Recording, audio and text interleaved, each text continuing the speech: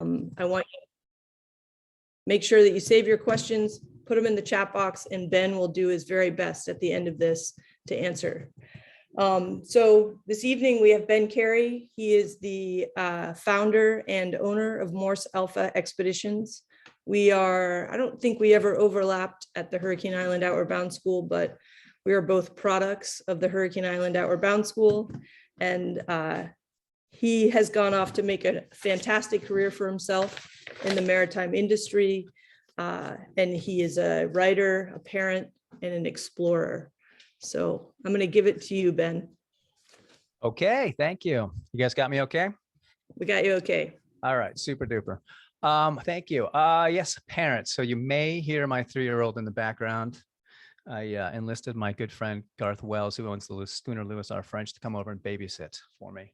So they're in there playing, but we never know what may happen with the 3-year-old. Okay, cool. So let me start sharing here, guys. We're going to talk about passage planning and safety stuff here. Sharing screen, choosing this one. Here we go.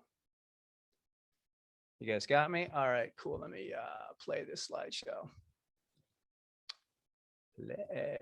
There we go. How's that look? Look good? All right, great. Okay, so yes, Morse Alpha is our business. We teach sailing, coastal and offshore. And we've been doing this about 7 or 8 years. This is our brand new 2022 schedule. We decided last year we went down to Bermuda. This year we're going to go up to Newfoundland. But we also do a bunch of trips right here in Penobscot Bay area. And we're also going to do the Monhegan race. I did that last year and that was a lot of fun. So we're going to take the boat down there this year and do the Monhegan race, which I think probably some of you are familiar with. And but that's our schedule for 2022. Looking forward to Newfoundland. I haven't been up there for 10 years. Holy moly, it's our 10-year anniversary of having gone to Newfoundland. So that's convenient. We also produce a podcast called The Morning Muster. And you can find that wherever you get your podcasts. It's a sailing podcast. We interview 2 guests at a time. We talk about a particular subject. So it's slightly different than some of the other podcasts out there. And just getting rolling with season 2. It's hard for me to produce the podcast and go sailing in the summer. So it turns into a winter project for me. So we're just kicking off with season 2. Launched my first one this week, I think, on Monday. We also do a newsletter that is mostly marine or sailing related news. Do that every couple of weeks, maybe every other week at this point. And you can subscribe to that. It's called the Sailing Roundup, Sailing Weekly Roundup. Okay, that's what we do. These are some of the boats that I've worked on over the course of my career. I started in tall ships and got into smaller boats for a while, like, yachts and that sort of thing that we're talking about tonight. And then I also dabbled in some tugboats, which I still do from time to time. However, it's hard to go away for 6 months of the year when you have a 2-year-old or a 3-year-old. You want to be with them all the time. So I decided to get out of the tugboat industry for a while and just focus on the sailing, which I love anyway. But I worked for Outward Bound. I've worked on a bunch of schooners, tall ships, and you can see tugboats around here as well. A bunch of the windjammers up here in Rockland and Camden as well. So I've been doing this quite a while and still loving it. Still loving it. Okay, so we're talking about sailing offshore, some safety stuff, route planning, that sort of thing. This is our boat. This is our Norseman 447 Rocinante on our way down to Bermuda last summer. And a lot of people are looking to gain experience, and that's what we help people do, is get offshore and gain experience. There's a lot of other ways people gain experience, like doing deliveries or taking programs like this or Cruisers University. I always tell people when they're looking for try to get offshore experience to just if you're like, I'm going to do a delivery and I'm going to go here or there, whatever it is, just please check in, try to get your resume of the captain of the boat and a survey of the vessel, because I've been on some boats with questionable captains and I've been on some very questionable vessels that now that I've done that, I realize I should have asked for a resume. I should have had a vessel survey before I did this delivery. So just passing that little tip on to you guys. If you're looking to get experience offshore. Okay, cool. There's a lot of stuff that you can do. I know that, is anybody familiar with the U.S. Sailing They do a great program on safety at sea with Chuck Hawley. You can watch that online and study that at your own pace. That's a great course, U.S. Sailing Safety at Sea. And the Cruisers University, which I mentioned, we just came back from doing Cruisers University in Annapolis. It runs in conjunction with the boat show down there, and it's 4 or 5 days worth of classes you can join for a number of different days, 2 or 3 or 4 or 5, and all sorts of great topics there if you're looking to get some knowledge in offshore sailing and cruising and that sort of thing. Great experience. But coastal sailing, I assume that some of you folks have done some coastal sailing. And what I like to say, the difference between coastal sailing and offshore sailing is like coastal sailing is like a sprint where and then you get a rest. You sprint and you rest and you sprint and you rest. And sailing offshore is like a long, slow uphill marathon. It just keeps going and going and going. And it feels like sometimes it's uphill the entire way. So it requires some mental preparation, some physical preparation, and just going into it with the right mindset really makes the passage or going offshore a lot better experience if you know what you're getting into. Cool. All right, we're going to roll right into it. Let's talk about equipment first. So this is our boat, and I have some opinions, as most people do, about what they like. And just from my experience, what I found works best. On our boat, everything is at the mast here. We like to go up forward to raise the sails and strike the sails. You'll see that we're setting the mainsail here. I've got my reef outhauls there as well. I don't know if you guys can see my mouse. I can't remember how to do that, but that's okay. And we've got granny bars on this vessel. I find those to be extremely important if you are going to have all your lines at the mast. If you don't have granny bars, I would install them. I've got a winch handle holder right there. You can notice that our life raft is located right there. These are all good offshore pieces of equipment. I also have a Portland Pudgy, which can be a life raft, so to speak. I have also a life raft as well, because I think that would be a more viable option, but the Portland Pudgy is a great dinghy in it of itself. So it's nice to have somewhat of a backup as a life raft, but it's a great dinghy as well. And if you notice behind this guy who's setting the mainsail, there's forward on the boat, but behind him is our inner forestay with a staysail hanked on there, ready to go. Another critical piece of offshore gear, I think, is that inner forestay with a smaller sail, a staysail that you can roll up your jib and have a smaller sail ready to go when the winds pick up. But I've had some boats where all the lines led back to the cockpit, and people are always saying, "Oh yeah, the lines led back to the cockpit. So easy. It's convenient. You don't have to get out of the cockpit." Makes me think, well, why are we even on this boat? Why don't we just stay in our living room, so to speak? But I think that getting out and getting up to your mast is a critical thing to practice and be comfortable doing, because inevitably something is going to happen and you're going to have to go forward. Something may get snarled, or it may not be working properly, and you're going to have to go forward. You might as well be practiced in that going forward and do it regularly is my opinion on that. Cool. There we go. That's better. I just reoriented my view. Okay. So yeah, that's our setup at the mast, and we do a lot of work there when we're sailing the boat. And so it's a great, easy place to work. Part of the thing about this vessel and why we chose this boat is it has a flush deck. You see that? So I don't have to get up on a cabin house to work at the mast. It is a flush deck vessel. And that was a critical decision for us in knowing that we were going to be doing a lot of offshore sailing. This is also an important piece of equipment as we start going offshore, the float plan. A lot of people think, I don't need a float plan, but in fact, it is super important. And here's some things that you should have in your float plan: the itinerary and the route, of course. But the goal here is to provide key details that will help you in search and rescue, that will help people find you. So of course, your itinerary, your vessel description, your EPIRB registrations and all that. But what people sometimes don't include in their float plan is what the person who has your float plan should be doing with this important document. So suppose we don't arrive on time and you're like, well, they should have arrived by now. What do we do? what am I supposed to do with this float plan that I've been entrusted with? Well, it's a good thing to let them know. They should check your position. They should attempt to make contact with you via email if you have email on board. Check with a buddy boat if you might have a buddy boat sailing along with you, et cetera, et cetera. Contact the destination of the marina where you were headed for, or the port authorities to see if they've heard from you. And if you do happen to get an EPIRB trigger, sometimes it is false.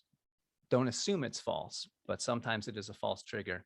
And if the EPIRB does go off, then the authorities will actually contact you because you are the contact person as the person ashore with the float plan. So if the EPIRB does go off, you'll get a call from somebody. But if you'll see it there on the right, there's a bunch of descriptors there that will help people locate the vessel, find them, and all the registration numbers, the AIS, the MMSI, the single sideband, call sign, all that stuff is important to have in your float plan. All right. Anybody familiar with this marine traffic website or app? You can have it on your phone as well. Super interesting to look at, where you can see all the vessels that are reporting their position. All the commercial vessels, of course, have to report their position all the time. Recreational vessels do not have to report their position, but I love looking at this and seeing where the boats are, especially at different times of the year. And you can see all the fishing boats out there. All the orange ones are the fishing boats. Look at South and Nova Scotia. There's a couple of little clusters there, fishing boats. You can say the same thing on Georges Bank there, off the Cape, east of Cape Cod. And then the green stuff is the commercial, as well as the red. So just interesting to see the shipping route. So we'll look at this again later, but tracking the vessel, like I was saying in the float plan, if you want to track the vessel at the bottom there, once you leave AIS cell reception, VHF reception, rather, you have to rely on your GPS position. And so this marine traffic won't pick you up, but no foreign land. You can use Predict Wind, or you can use something called FARC-WAR. Those will pick up your position. You can send your position to those outlets, and they will publish your position for you once you get out further than your VHF range. So we use no foreign land is what we use, actually. But when I'm close to shore, then marine traffic will pick us up. Regular AIS will pick us up. Okay. Looking at some more safety stuff here real quick. PFDs. Has anybody ever tried inflating their inflatable PFD? We all put them on every day. Have you ever tried inflating them? Have you ever tried jumping in, let's say, the water with it on and having it inflate around you and checking to make sure that little pill still works? It's quite startling if you haven't done it, because it goes pop and it comes right around your neck and your head. And it's like, whoa, my God, it's kind of startling. So it's a good thing to practice or, try before you're in an emergency situation. Make sure your whistle is there. Make sure you can blow it up with your mouth in case your inflator doesn't work. And try doing that while you're trying to swim. I mean, imagine the situation if your inflator doesn't inflate your PFD. You're trying to swim, you're getting out of breath, and you're trying to inflate your PFD at the same time. It doesn't sound like a good situation to be in. Also remember that children can't wear these, as I know this now because I have a 3-year-old, because they are too violent for children because of the explosion there. So children need to have a regular foam PFD. This item in the middle here, the little MOB1, do you see that? That's a little personal locator device, which you can put on your PFD, on the inside of your PFD, like these inflatable ones. You put it inside so that it's on the outside when it inflates. And those are great. You can either get one that transmits an AIS signal or a GPS signal. Now, the AIS signal is great because on your VHF or your AIS receiver on your boat, you will see that person who's fallen in the water. So it's good for the local boats if you get the AIS version. It's good for anybody who's local who can assist right away. If you get the GPS version, that's going to send a GPS signal to a satellite down to a station on land, who then needs to relay that information to someone else who can come and save that person who's fallen in the water. So you have to decide which one you think is going to be better. We use the AIS versions because we think that we're right there. I want to know where the person is who's fallen in the water off my boat or someone else who's close to me. I can assist them immediately rather than that delay of time. This girl here is holding an EPIRB, which we have on the boat, of course. You can get category 1, which deploys by itself. It would be out on deck and it uses a hydrostatic release. When it gets wet, it deploys the EPIRB by itself, or you can get a category 2, which you would have to grab and bring with you, which is what we have because I like the idea of grabbing something and bringing it with us rather than this EPIRB just floating free and I might not be able to grab onto it. It may float away from me if I hop in my life raft. So I like the idea of bringing it with me. Okay. Moving on to some other gear here, offshore important gear. We use Iridium Go for communicating and broadcasting our position. So that's how we can get our position on that no foreign land website, as well as download emails and do text messaging and do grid files, weather routing, etc. We can get all the information via the Iridium Go. It's just like it's a satellite phone, basically, without the phone part. It's just a satellite receiver. And you connect it to your iPad or your iPhone or your computer, either way. On the right there, the Garmin is an inReach, a very simple system that does text messaging and can get weather if you subscribe to it, and also broadcast your position as well, just a simpler, cheaper version. And the VHF radio, we're all pretty much familiar with that. I just want to point out channel 13. This is the exact radio that we have, and I like it because it has the AIS targets right there on it. And so I like having that on the VHF radio rather than a separate display because I already have a VHF. Might as well integrate as many things as I possibly can, is my philosophy. But channel 13, I just want to I always point out channel 13 whenever I'm talking about the VHF, is that it's the channel to listen to when you get into busy harbors like New York City, Boston, even in Penobscot Bay, probably Portland. It's the commercial traffic. So I always listen, especially up to Chesapeake, something like that. I always listen to channel 13. I'm always scanning 16 and 13 because I want to hear any commercial traffic that's in my area. And commercial traffic that's the channel that they talk about how they're going to pass each other, port to port, starboard to starboard, whatever it happens to be. They'll announce their position. And I like to be in the know about all the commercial traffic that is around me. So I can encourage everyone to always monitor 16 and 13, no matter where you are. Even if you're like, there's no commercial traffic where I sail. Yeah, there might be. It's worth just scanning. Doesn't really hurt anything by scanning. Okay, great. Jacklines, a very important part of the offshore experience. On the right there, you can see a better setup for your jacklines, which are the lines that you would clip your tether to. The green, they're much further inboard. That's kind of hard to do on some boats. Most of the time people have them like the red line is set up there on the edge of the deck or on the side deck. You have to just think your tether is 5 or 6 feet long. You could still fall and be dragging in the water. Even though you're still connected to the boat, you would be in the water, dragging, banging against the side of the hull. So the closer you can get that inboard, the better off you're going to be. On the left there, we have some jacklines. Those are just, jacklines. There was a debate that I was researching a little while ago between round, like wire jacklines, or these flat webbing jacklines. I'm still somewhat undecided. Some people were saying that you can roll your foot under a round one, a wire one, and maybe slip.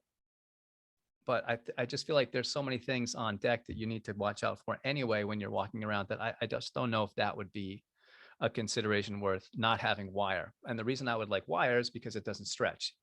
If you have a long jackline running up the side of your deck, it has the potential to stretch and let you fall into the water even further. So that's a debate I'm having with myself and my wife about what the best solution is for that. But we do have webbing jacklines on the boat right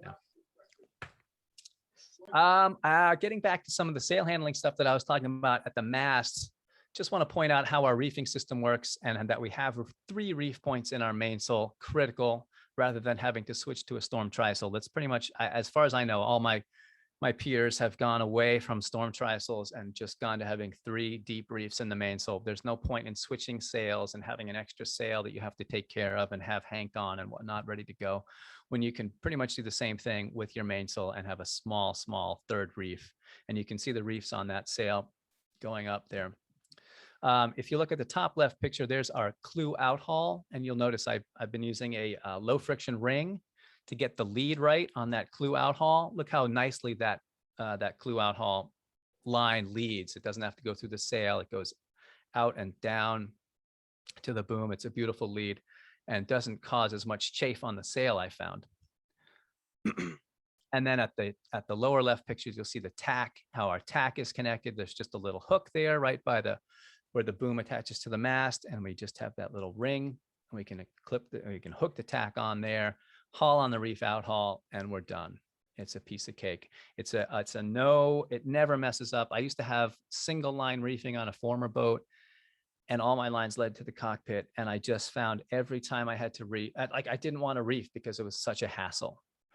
And it never really reefed well. It was always kind of loose in the foot. I found that this system, I go to the mast, I can see how the sail is dropping. I can help pull the sail down if I need to. It's very clean. It's very fast, very efficient. And it just actually saves me headache. It takes me about 1.5 minutes to reef the mainsail. Another piece of essential equipment here is the preventer, the boom preventer, because hopefully we spend most of our time running off the wind, right? So our boom is out and we're going down with the wind, down with the waves, surfing down waves. Very important that you keep that boom from accidentally jibing, especially as you get into bigger waves and those waves start to push your stern around. So here's a great preventer setup. It's a 2-line setup. So we've got 1 line permanently attached to the end of the boom, which, if you look at the diagram on the left there, it's the green piece permanently attached to the end of the boom. And then the red piece of line is like the running line. It's a running line that you can bring back to the cockpit and tighten up as needed. So what we do is when we're not using the preventer, we disconnect it. And if you can look in the photograph there, you can see my green line and the gray line that attaches to the end of my boom. We disconnect it right there. We clip the gray line onto the boom, and we just stow the green line on the lifeline. And it's right there when we need to connect those 2 lines back together.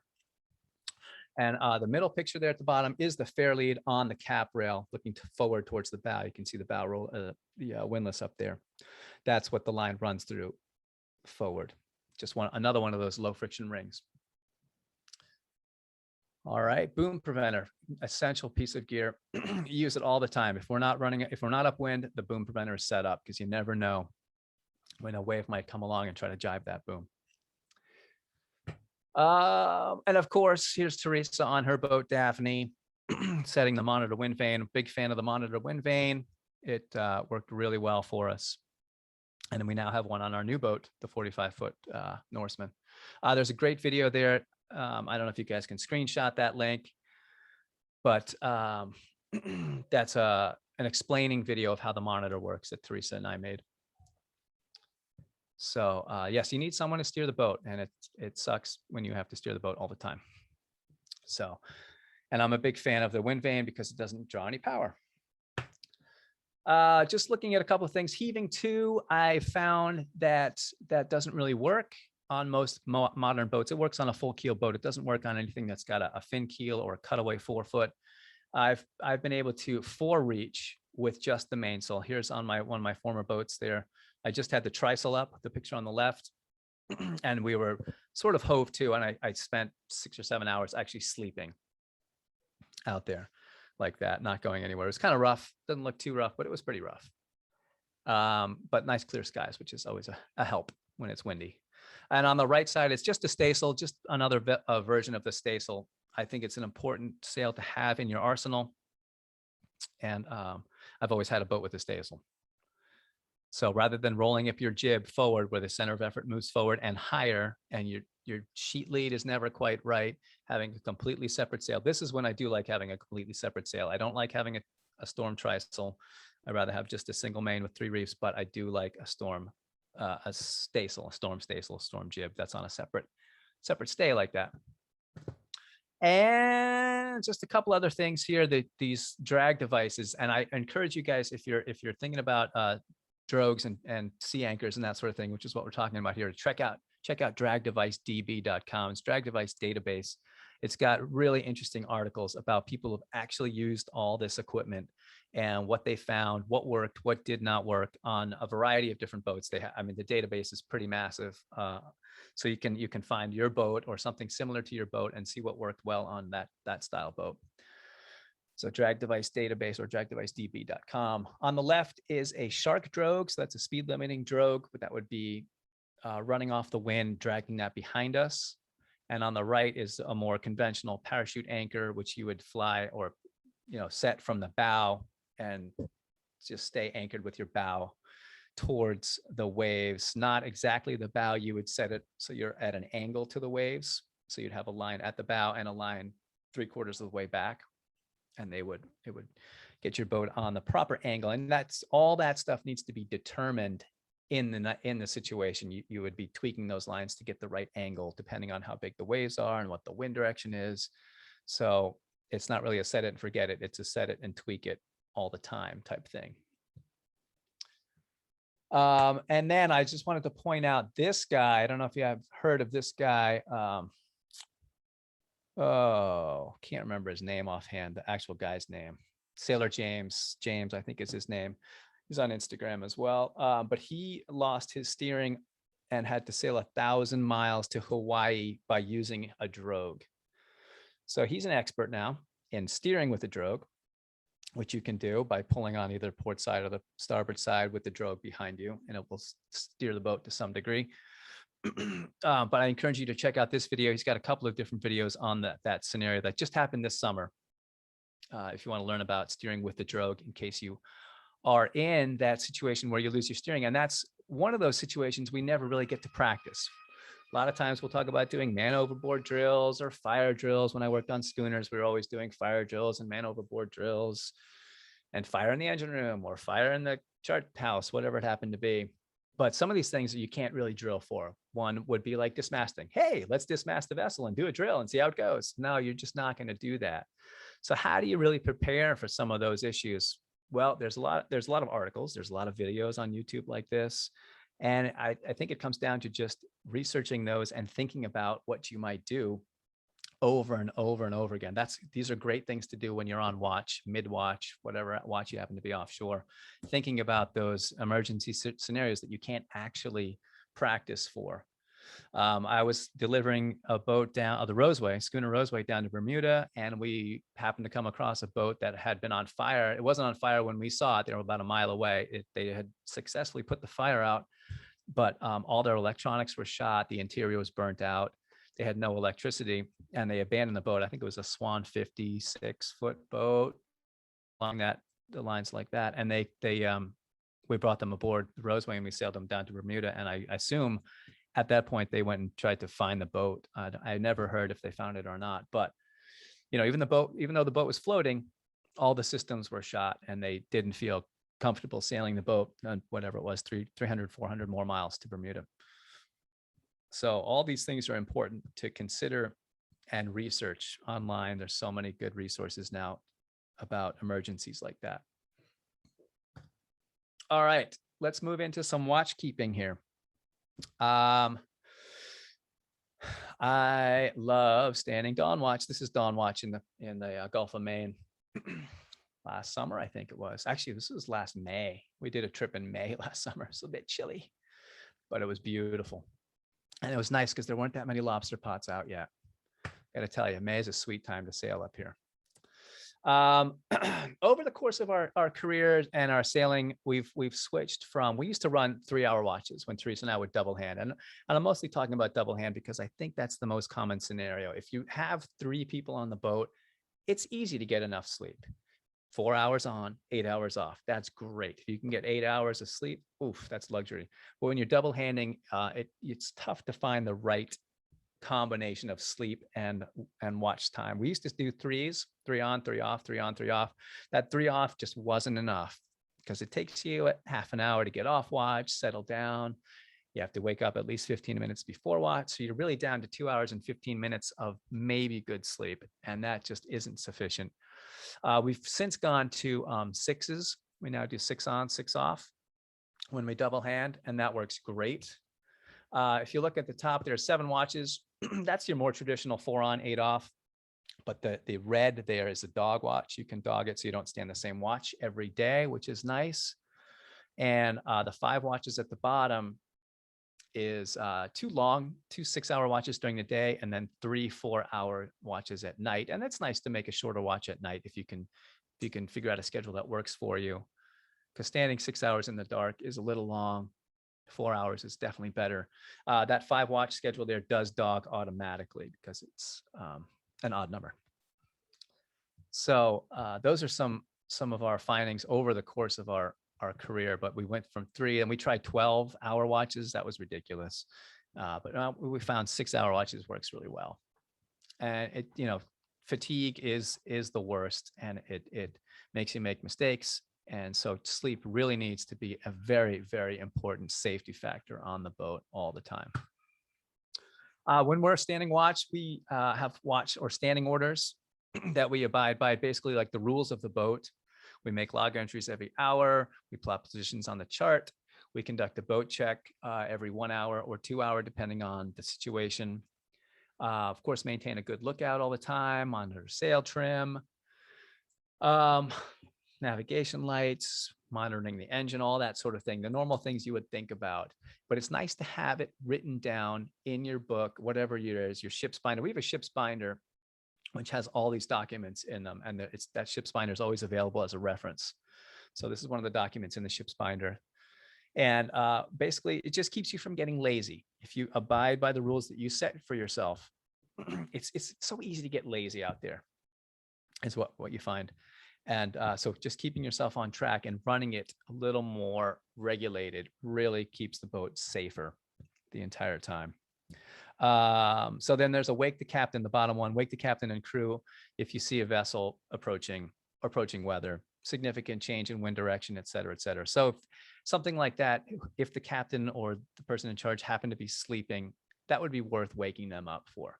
I remember when I was 3rd mate on the Spirit of Massachusetts in '97, and I always used to get so nervous about waking the captain. I didn't want to wake him up because I was like, is this worth waking him up? I don't know. Should I wake him up? I don't know. Should I wake him up?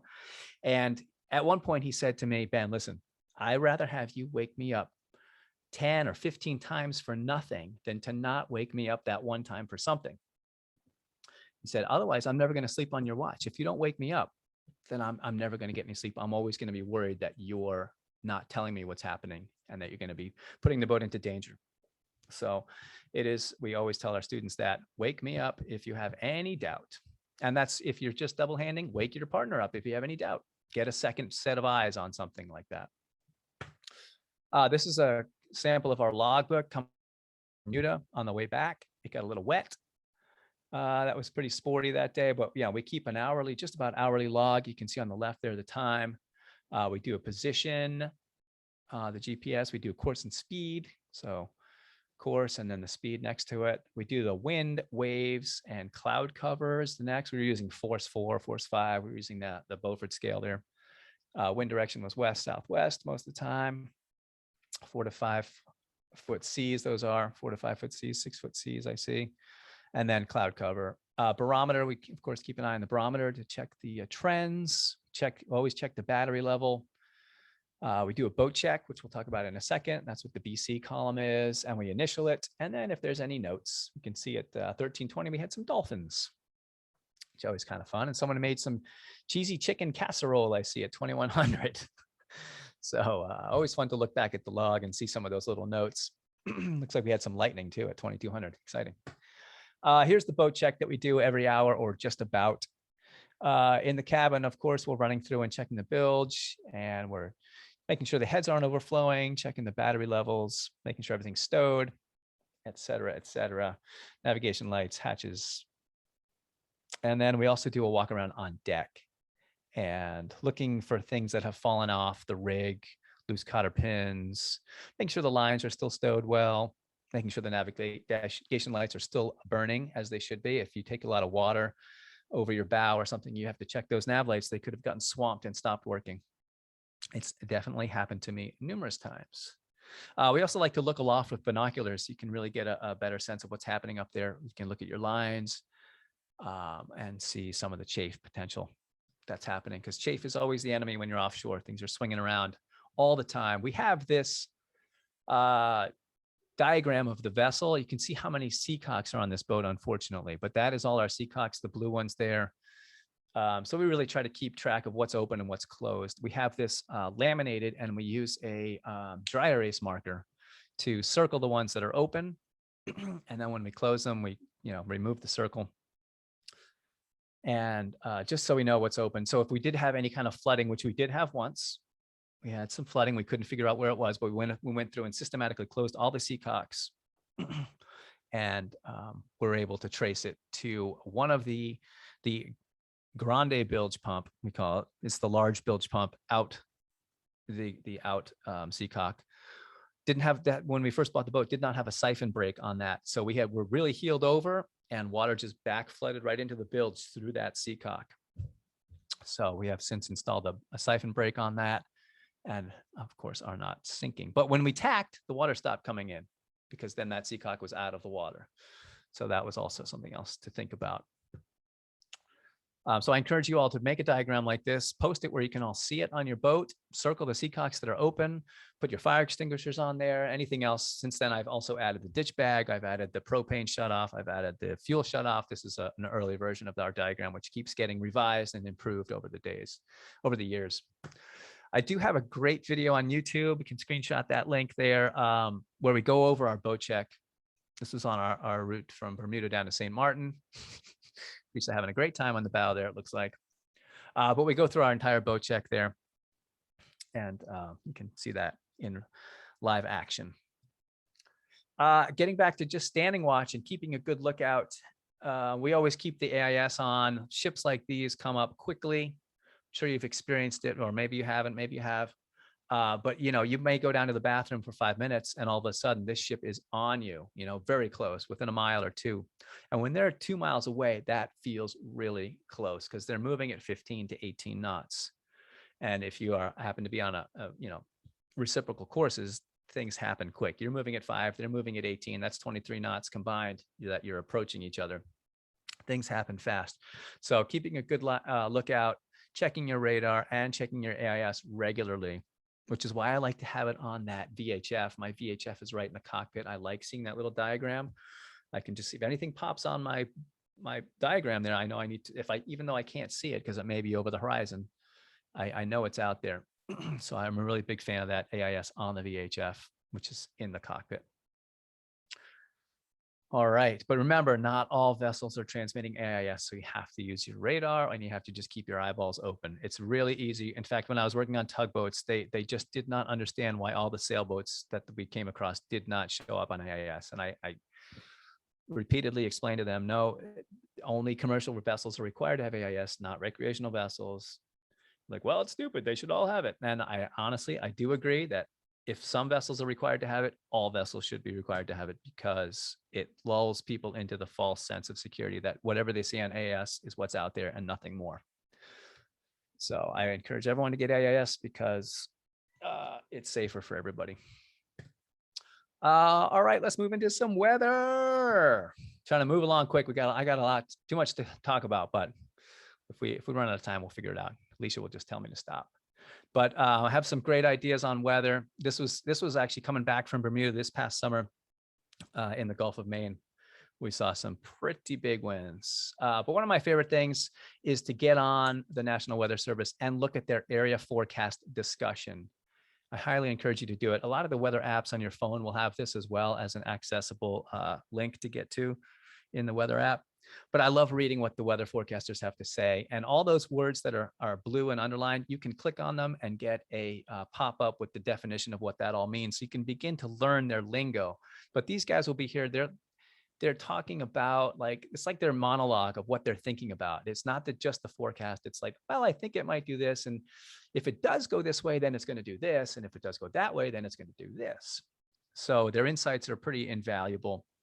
And they talk about the different models and the biases, and they talk about their confidence in their forecast, et cetera, et cetera. It's very educational. I always encourage people to look at that. the area forecast discussion, it's called. Real quick, here's something else I just discovered called Meteograms. There's a link to the Meteograms there. I've never actually used them. I've really just discovered them this past week. I got a newsletter in the mail, and they were talking about it. So I was like, wow, I've never seen this before. This is what they are. They are a vertical slice of the air column. At the bottom there, where the brown bar is, that's the surface. And you're looking up the air column at the wind. And you can see at the surface, it's 5 knots, but up at the 500, which I've circled, 500 millibar height, I've circled that in pink. You can see the winds are blowing 50, 60 knots.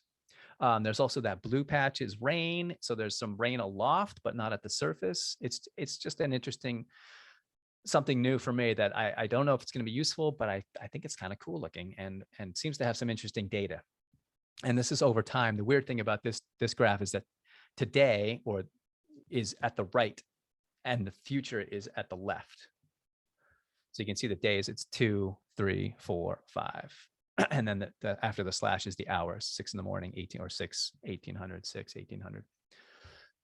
So don't know if it's going to be useful, but I thought it was pretty cool. And I thought I should share it because it's something new and it may be super useful. But more my standard weather stuff that I like to look at. I'm a big fan of sail flow, which is what you see in that little Penobscot Bay graph there from my phone. That's my favorite all-time weather app when I'm sailing coastally, but it doesn't really work offshore. The big Windy, I don't know if anybody's ever looked at Windy, but it's got so many options on the right. If you look at all those things on the right side of the screen there, where you can look at any kind of data you want. It's unbelievable. You can look at the surface, you can look aloft, you can look at the wave swell, you can look at the precipitation, et cetera, et cetera. This is just the wind and the pressure gradients there. But I encourage you to spend some time on Windy and start to explore what you see there, especially if you're going to start making passages, which is what we're going to start talking about next. Route planning. That on the iPad there, which is what we mostly use when we're offshore and on the boat, is the iPad is a graph of the Gulf Stream, of course. And you can get that Gulf Stream info at that link there at the bottom of that slide. And this is that paper chart that we're on there was actually us coming up from Bermuda this past summer, and our positions, where we expected to enter the Gulf Stream. You can see that right there. We started doing a lot of position plotting to see if we would actually have any effect. Apparently we weren't in the Gulf Stream because I would have expected to be set sideways or to the east rather. But we were just holding course on it, weren't really getting set at all there. But when we start to route planning, a lot of things we're looking for, we're zooming out at the beginning, we're looking for the big hazards. And as I keep going, I keep drilling in deeper and deeper and deeper into the more details. But the first thing I'm looking at is the big picture. We're going to get to that in just a second. But what I like to tell crew is that at all times, maintain the best possible speed. So if the winds are light, set the spinnaker. And when we're route planning, we're trying to minimize exposure to bad weather. We're trying to minimize wear and tear on the vessel, and we're trying to minimize fatigue. Those are like the three: maintain best possible speed, minimize your exposure to bad weather, wear and tear, and fatigue. Those are always my goals when I'm route planning. And do not underestimate the importance of good sleep. This is on our trip down to Bermuda last summer. And getting people good rest is always of paramount importance on our boat. In fact, there's one time that we routed for sleep. We wanted to make sure, tack, if it's going to be a better tack for sleeping for people, sometimes I just tack to make sure I get them a good rest. Or if we need to head up, let's not head up until that person gets good rest type thing. It's critically important. That first watch offshore is always so hard to get sleep because everyone's so excited. It takes a while to get into the groove. And that really sets you back. Here's our trip, our route coming up from Bermuda last summer. You can see that at the first arrow, the south arrow, we started to make a course correction to head east because we anticipated northeasterly winds off the coast of Nova Scotia there, where that second arrow is. And that's when the northeast kicked in. So we didn't plan to do that, but as the forecast changed, we made our course correction to accommodate that. And this photograph is from when those northeasterlies blew off the coast of Nova Scotia there, or just in the middle of the Gulf of Maine. it was pretty snotty out there. We call that putting money in the bank. I'm sure you've heard that before, but remember, the weather always wins, and not adapting to that is poor seamanship. So always adapt your plans to the weather. And let's see.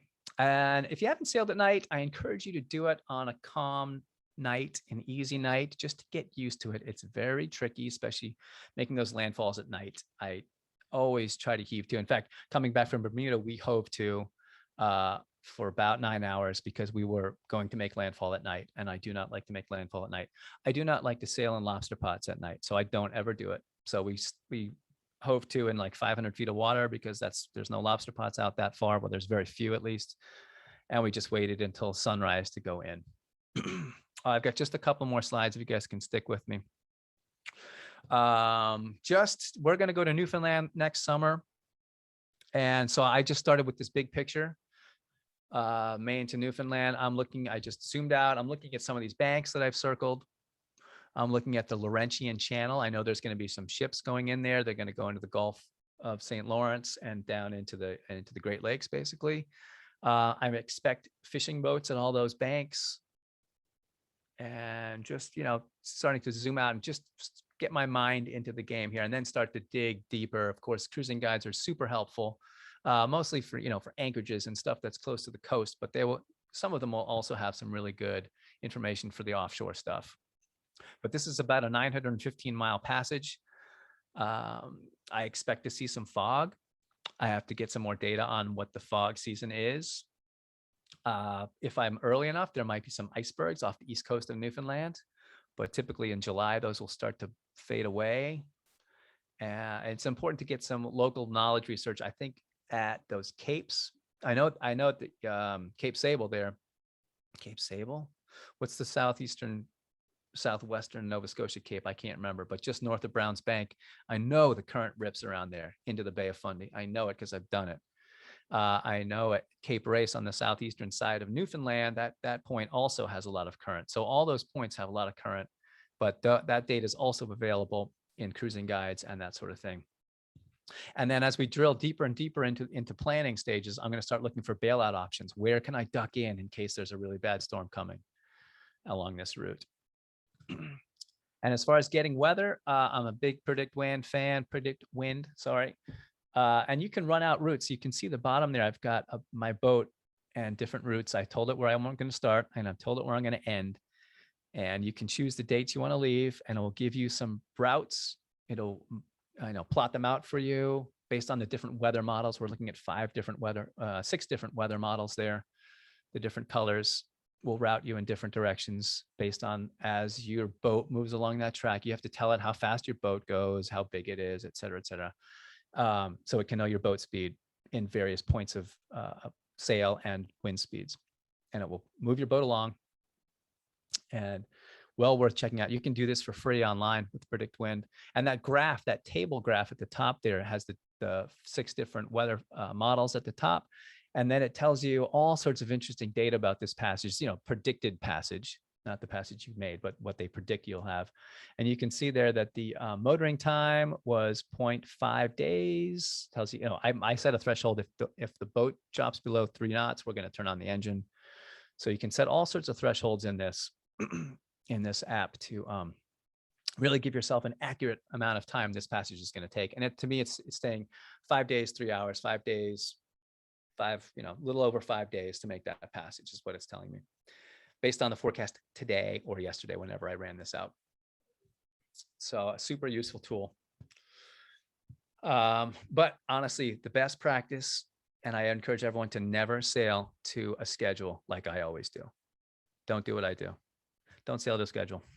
Sail when the winds are good and the currents are good and it's favorable. But I can't do that.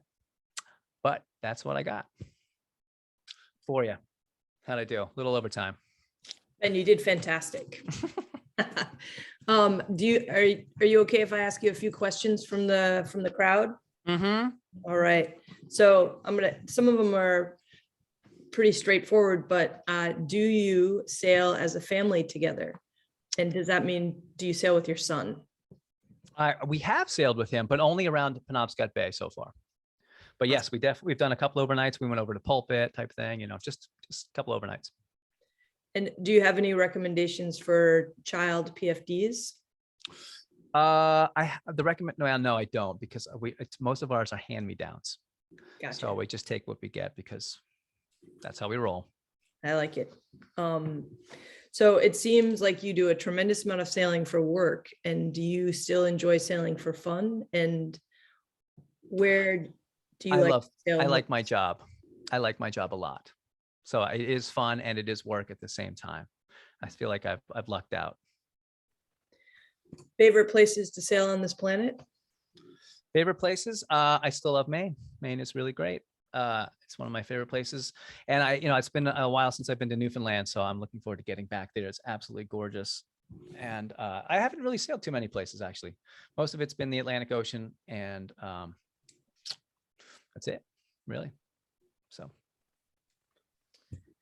Ben, will you share a little bit with us? You were talking about the ring that you use for reefing. Yes. And we just go into a little bit further explanation of where you get the ring and how to use the ring. And what's the name of it? Am I still sharing screen or not? Yep. Oh, cool. This thing, that little ring there, is that what we're talking about? I think That's the ring. Yep. you can. They're all over the place. You can find them anywhere. They're called low friction rings.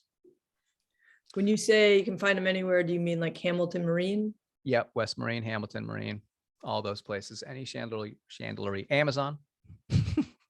Sadly, but yes, anybody will have them. Wishard makes them.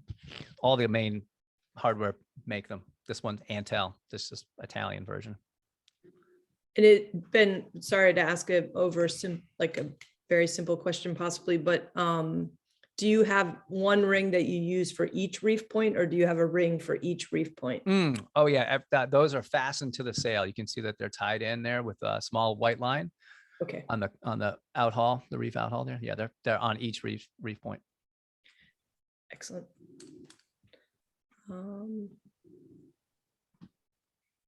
right. I have one more question for you. All right. It's going to be a difficult one for you to decide on, but what has been your most significant learning in starting this organization, Morse Alpha Expeditions? Learning.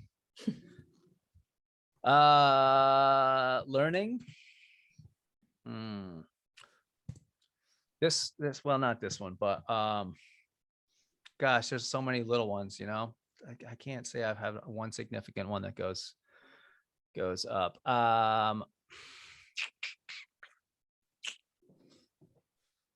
think that slow is pro is one of the things that I've learned over the years, and that we had gone aground. And I'll tell you one quick story. We hadn't gone aground. We were delivering a boat. This is how the business started. We actually delivered a boat for a couple, and they wanted to be at the same time. So we were bringing the boat from Florida up to Rhode Island, and we went aground in the ICW, North Carolina. Very easy to do so. There's lots of shallows there. And the wife was at the helm, and everyone panicked because the tide was going out. And we got the kedging anchor ready. And Teresa, carefully coiled up this 300-foot anchor line, and very carefully handed it to the owner of the boat, who was in the dinghy at this point. And this beautiful coil she had, laid on her arm, and handed it to him. And he immediately took this beautiful coil and just dumped it into the dinghy, and then sped off in the dinghy at full speed to go set this kedging anchor. And of course, that line that Teresa had nicely coiled just snarled right up and went, the whole thing went right over the back of the dinghy, instead of paying out nicely like she had set it up to do. And we told him, lay it in there nicely. He just dumped it.